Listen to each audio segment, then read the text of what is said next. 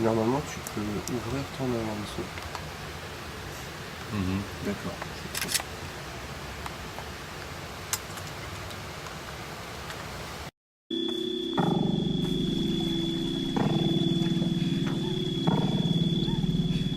En 2 mots, je crée des effets spéciaux de maquillage pour le cinéma depuis plusieurs années. Et ici, c'est mon petit lieu de travail avec toutes les jolies choses que je fabrique.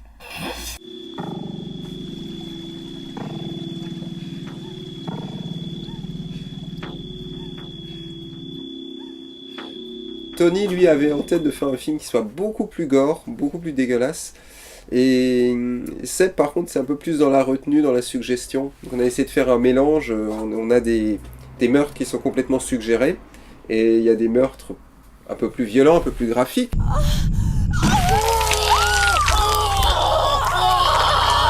On essaye un petit peu d'anticiper voilà, tout ce qu'on peut avoir comme souci plus tard sur le tournage. Donc on essaye déjà de définir des cadres, un peu des indications de lumière. Et puis on anticipe aussi la manière dont sera monté l'effet. Donc voilà, ça, je pense au premier meurtre, en fait, avec le pieu en bois qui traverse le crâne. Ça, c'est quand même très découpé, avec pas mal de plans. Et justement, on avait anticipé en se disant, il faut voilà, attendre un plan de genre 2 secondes sur le crâne factice, 2 secondes sur le vrai comédien, faire un contre-champ sur Jason, tout ça. On avait un peu déjà préparé ça avant le tournage, donc c'est pour ça, je pense aujourd'hui que c'est un trucage qui passe relativement bien. Je sais qu'on avait fabriqué le masque de hockey. On a fabriqué aussi un arrière de crâne pour la mort de Christophe, avec un trou dedans et plein de saloperies qu'on mettait au moment du tournage, et puis un morceau du pieu qui pouvait se fixer dans sa bouche, avec les tuyaux et tout. Ça, on l'avait fait en, en avance. On avait fait aussi pour la mort de Milan plein de blessures.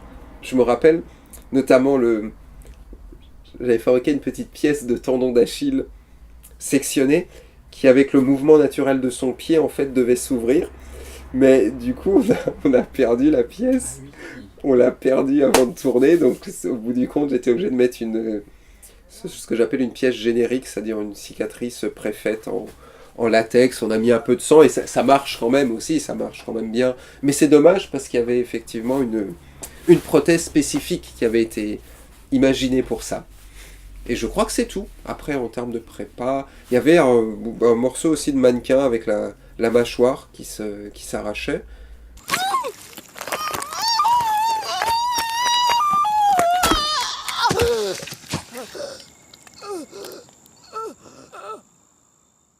À la fin du cours, oui, quand il perd son masque, il a effectivement le visage un peu boursouflé, dévasté de Jason. Donc ça aussi, c'était des pièces en fait en latex. C'était collé juste avant la prise de vue. Basiquement, tous les effets étaient faits en direct, c'est-à-dire que tu tournes, tu fais tous les plans avec les comédiens avant maquillage, puis tu coupes, et à partir de là, tu amènes les comédiens, tu leur colles des trucs, t'installes les systèmes, les tuyaux et tout. C'était super artisanal, mais c'était très fun à faire. C'est un peu dans l'état d'esprit justement des Vendredi 13, donc ça collait bien. Et non, sur le tournage, j'étais là pendant les séquences de meurtre. Il me semble à un moment que j'avais fait un aller-retour sur Paris, une après-midi aussi, et j'étais revenu le soir. Je crois que je devais tourner une série télé en même temps. Donc j'étais parti le matin, je suis revenu le soir, on a fait, je crois que c'était la mort de la scène finale, quand Milan se fait tuer à coups de machette.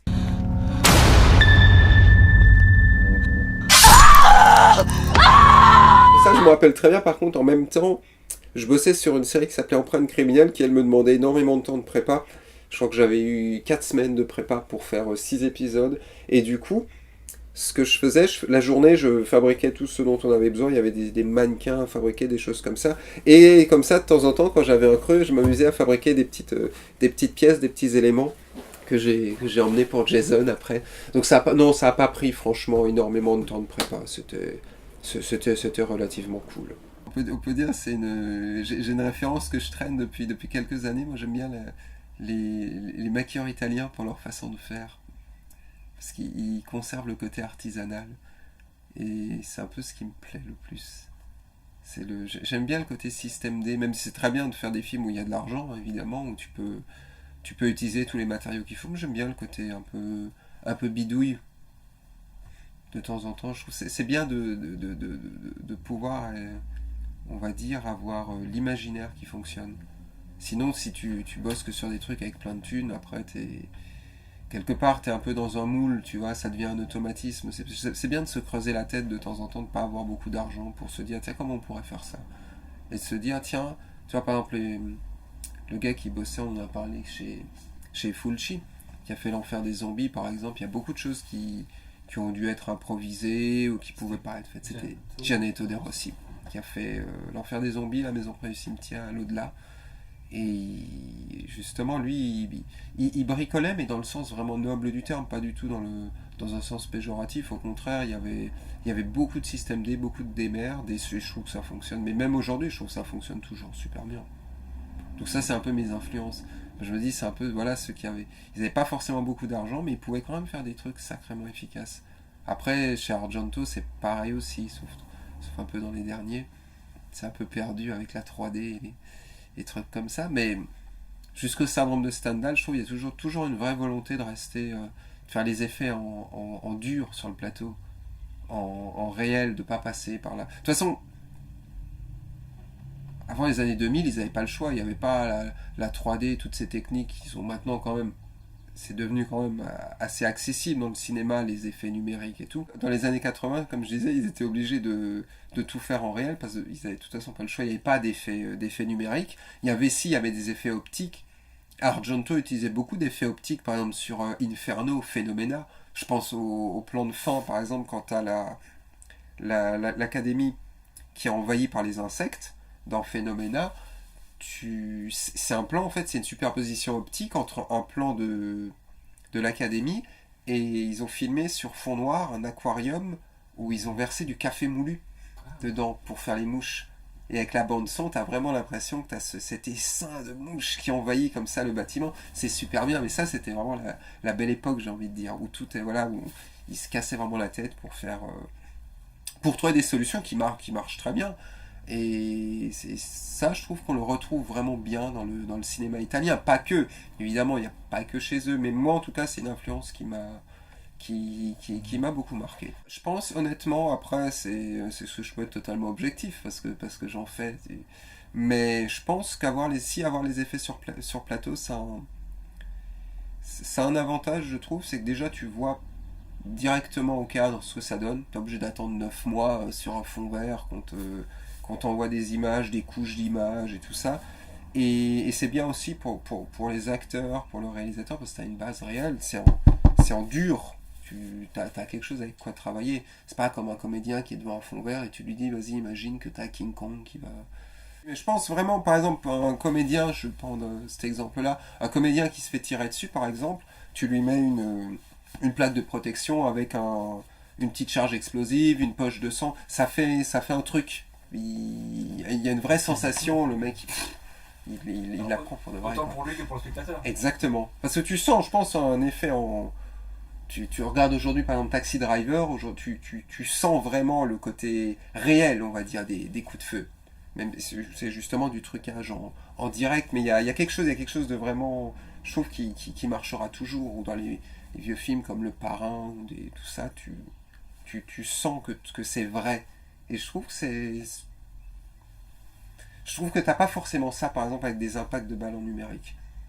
C'est le paradoxe, c'est devenu très très bien fait, mais en même temps, tu n'y crois quand même pas. Donc c'est... Alors je trouve, par exemple, Jason et les Argonautes, on y croit. Enfin, quelque chose, il y a une poésie, il y a un truc que tu retrouves pas avec la 3D. Je sais pas, c'est ce que...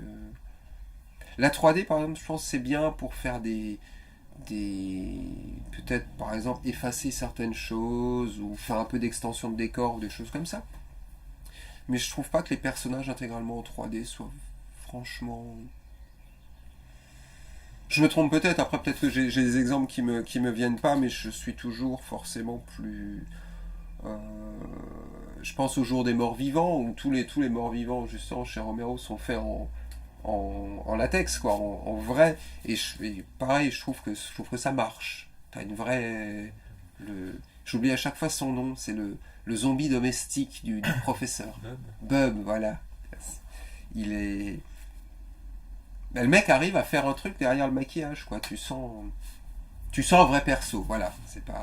C'est pas une image de synthèse ou un truc factice. Tu arrives quand même à voir un perso. Bizarrement, je pense qu'on a vraiment une période, une grosse période avec beaucoup d'effets en 3D, en numérique et tout. Mais je pense que ça revient vers les effets live, les effets réels. La preuve, on a beaucoup de boulot.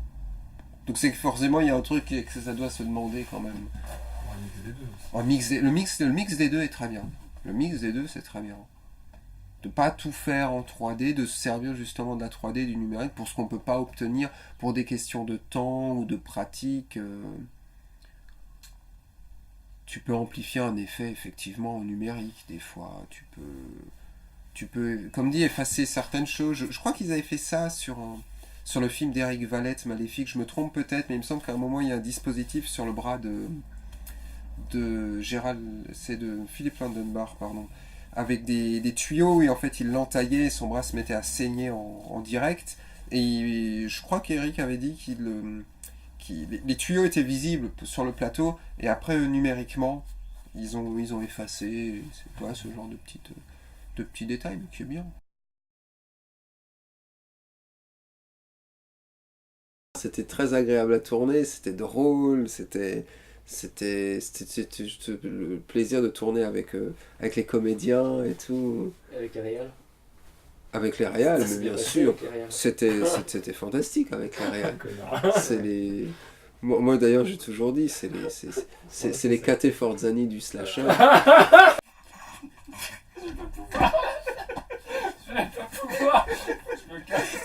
Là, on est en train de refaire Jurassic Park 4.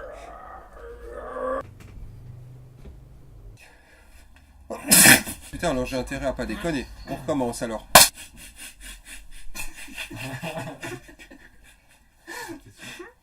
J'étais obligé de recommencer, je suis désolé.